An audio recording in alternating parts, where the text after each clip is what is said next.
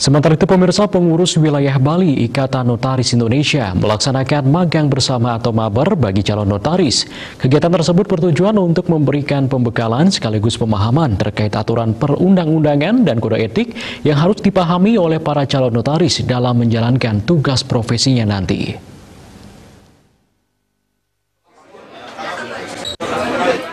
Menurut Ketua Panitia Kegiatan, Ngurah Aryana, kegiatan magang bersama ini dilaksanakan sesuai dengan aturan yang telah berlaku. Hal ini sangat penting bagi calon notaris nantinya yang akan menjalankan tugas profesinya melayani masyarakat terkait urusan kenotariatan.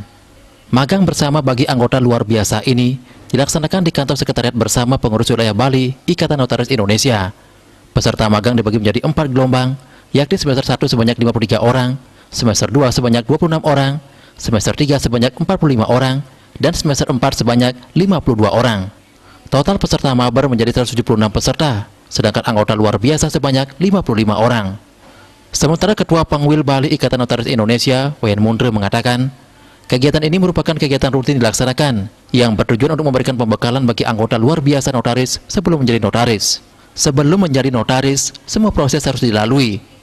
Wayan Mundre berharap dalam menjalankan tugas jabatan, notaris selalu taat pada kode etik dan aturan perundang-undangan yang berlaku, yakni Undang-Undang Nomor 2 Tahun 2014. Dengan demikian, dalam menjalankan tugasnya, notaris tidak keluar jalur dan tidak berpotensi untuk tersangkut permasalahan hukum.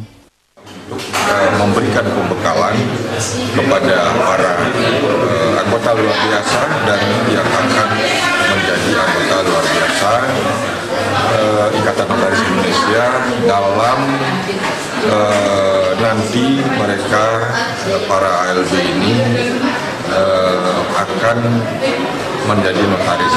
Nah, jadi sebelum menjadi notaris itu prosesnya harus dilalui seleksi ALB dan juga pelaksanaan magang semester 1, 2, 3, dan 4 itu waktunya setelah dia menjadi ALB itu dia 2 tahun waktunya. Nah, jadi setelah 2 tahun itu akan ada lagi yang dilaksanakan oleh Kementerian Hukum dan HAM itu PPKJN.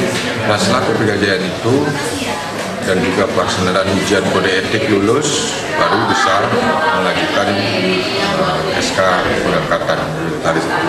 Tetapi kalau di notaris ini kita ini diatur oleh undang-undang. Jadi undang-undang jabatan notaris. Nah, jadi undang-undang yang mengatur itu Undang-Undang Nomor 2 Tahun 2014 perubahan 30 Tahun 2004 tentang jabatan notaris. Nah, di samping ketaatan kita terhadap undang-undang, itu juga kita taat dengan kode etik notaris dan juga taat dengan peraturan perkumpulan itu anggaran dasar dan rumah tangga dan peraturan-peraturan yang lain. Kalau itu kita sudah bisa taati dengan baik dalam hal kita menjalankan jabatan, saya pikir akan terhindar dari persoalan-persoalan hukum.